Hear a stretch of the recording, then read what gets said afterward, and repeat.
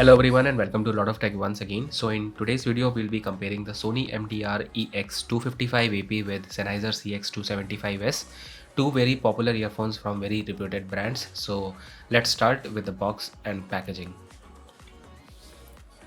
So the Sennheiser is priced at around 2490 and Sony is priced at around 1990, and you will get both of these somewhere around 1800 rupees depending on the discount.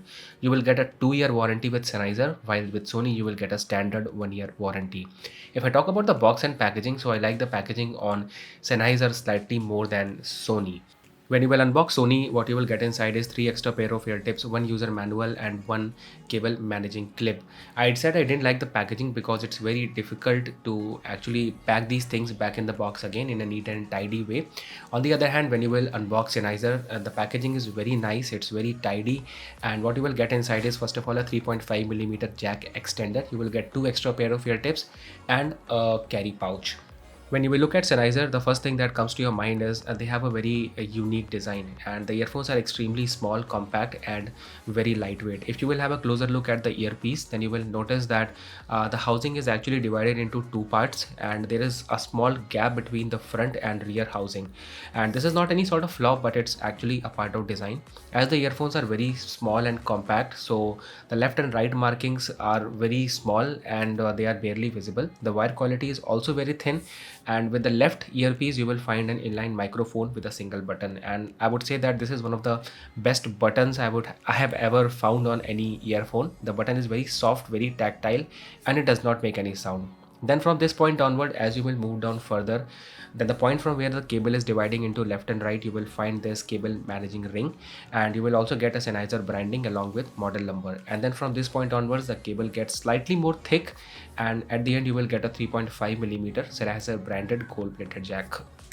If you will look at the Sony's, then first of all they also have a very unique design, and the earphones are slightly bigger as compared to Sennheiser, but I'd still say that these are very small and compact. The earphones are also very beautiful to look at, and the one that I'm having is black color, and you will get 3 more color options like blue, white and red along with these. If you will have a closer look at these earphones, then you will notice that the polish or the paint is beginning to fade away at many places, and I'm not using these earphones on regular basis, but I'm just using them for comparison and making reviews. So if you are willing to buy the black color, just make sure that you handle them with care.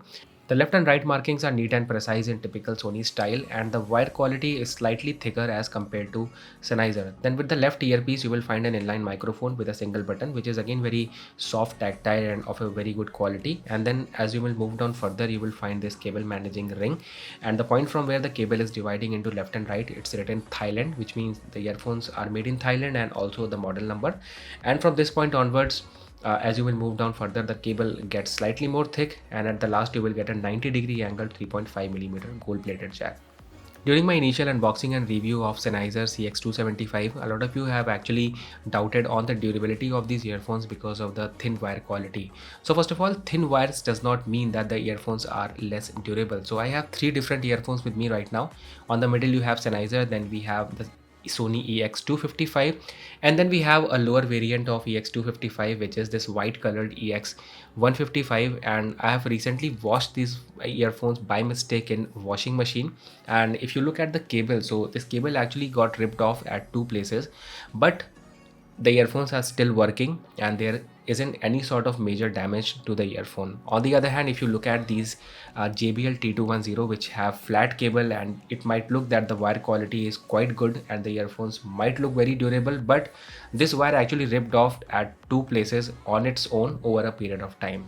So thin or thick wire does not mean that the earphones are going to be less or more durable. When you will compare these earphones side by side, so you will find that both of these earphones are pretty much unique in their own way. And with Sony you will get 12mm drivers, while with Sennheiser, driver size was not found anywhere, neither on the box nor on their website. And now it's the time for audio simulation, which will give you some idea about the audio output. It's Friday, or just a free day, or make the world go round, round, round again. It's Friday, or just a free day, or make the world go round, round, round again.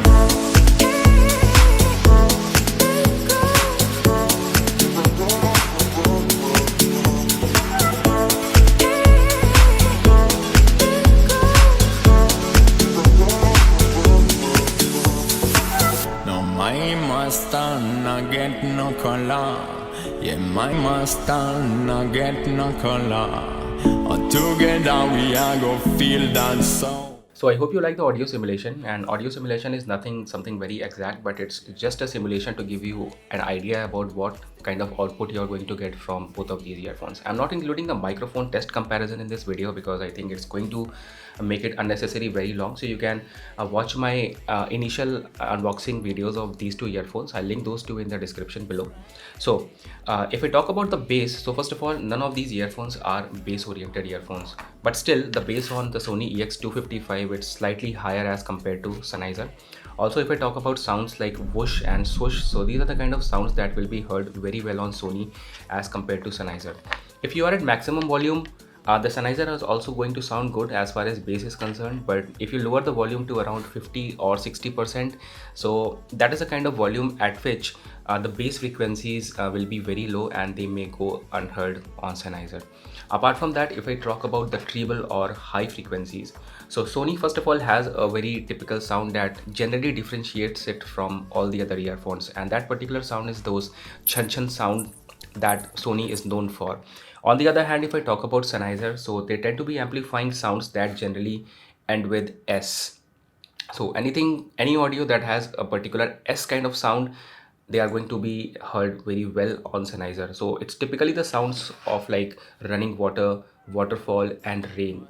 Apart from that, if I talk about vocals, so vocals were very clear on both of these earphones, no complaints at all. So PUBG was also very good on Sennheiser. It's just that the bomb explosion and parachute sounds were heard very well on Sony EX255 as compared to CX275. And the last thing that I want to talk about is stereo.